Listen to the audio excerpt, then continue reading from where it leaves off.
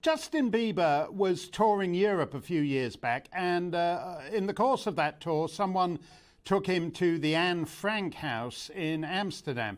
If you are a Justin Bieber fan, Colin, you're what they call a belieber. That's how they describe themselves. And Justin Bieber wrote in the visitors book of the Anne Frank house, "Anne sounds like a great girl. Hopefully she would have been a belieber."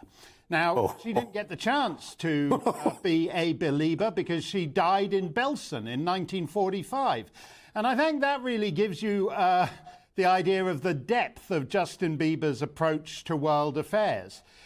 One of the absurd things about our time is that, in contrast to, say, pop culture a century ago, is that these pop culture icons present themselves as countercultural, whereas in fact they're just suck-ups generally to dictatorial regimes. So whether it's Justin Bieber lending legitimacy to a regime that chops up its enemies in consulates and then carries them out in suitcases to be buried in the park, or whether it's the way some guy from, I forget what it was, Fast and Furious 37, whichever lousy entry in the franchise it was, he said a few months back he apologized to the government of China.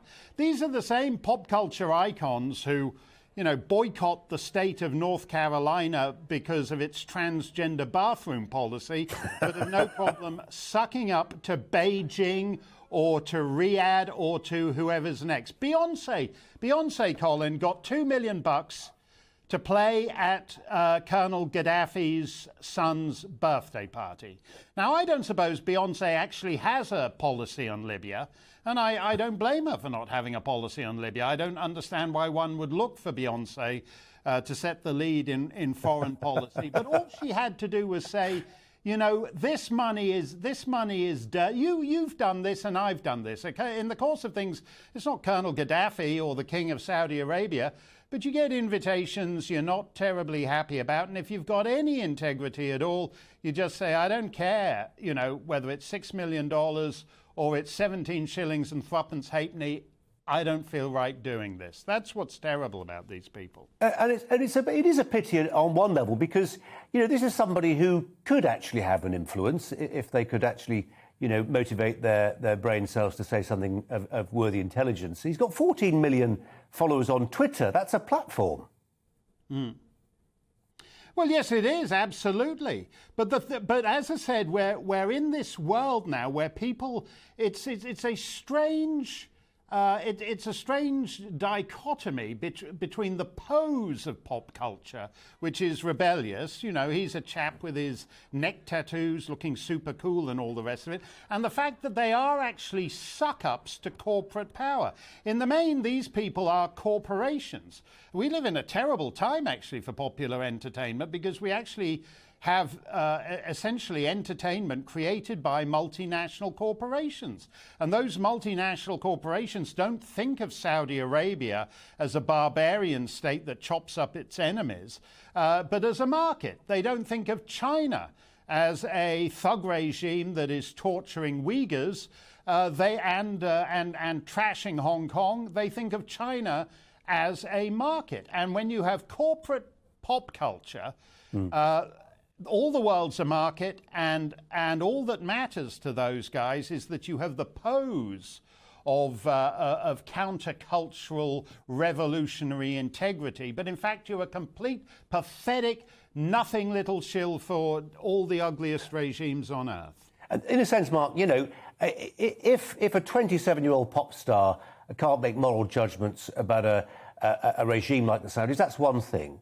But it's another thing, for instance, when a football club like Newcastle United can be part of this process of what they call sports washing, which is, in a sense, what this Formula One Grand Prix is about as well. This idea, it's the first Grand Prix that's gone to Saudi, and it's part of this idea that actually we're part of the mainstream. We're just like other countries. We don't do things differently. It's one thing for Justin Bieber to go along with that fallacy. It's another thing for a grown-up institution like a football club. And then it's another thing altogether for football fans who complain about it, hold up a banner saying something about it, for Plod then to have a word with them for hate speech. Yes, and I think that's actually rather more disturbing. This idea of corporate sports who are actually partners of some of these unattractive governments. And I know it's asking a lot because people have an outdated idea of sport. Nigel and his guest a few minutes ago were actually chit-chatting about whether you're a Liverpool supporter or whether you're an Everton supporter, as if it's the same local rivalry it was in 1954. It's not at all. We're actually in an age where these hideous corporate sports are huge businesses, and in which the guys in the stands are little more than unpaid extras. And at some point, when you look at what these sports are doing, when you look at what some of the rugby, which is, I played for years, I was second row, didn't enjoy it much, but I did it. But if you look at rugby, which is one of the butchest of sports and is now the wokest of sports, again, there's that contradiction. It's